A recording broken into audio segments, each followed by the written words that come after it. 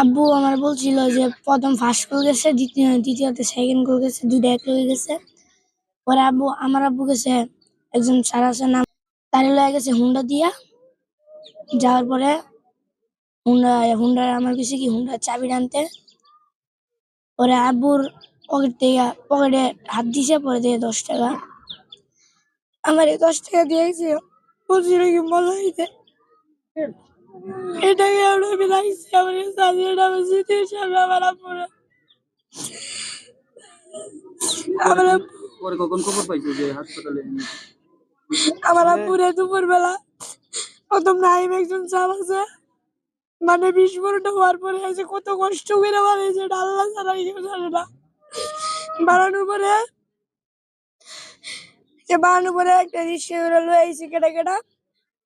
পরে আমার বোনে কইছে, ঘর পরে আমি অফিসের সামনে গেছি, যাওয়ার পরে আমার আব্বুরে লয়ে আইছি।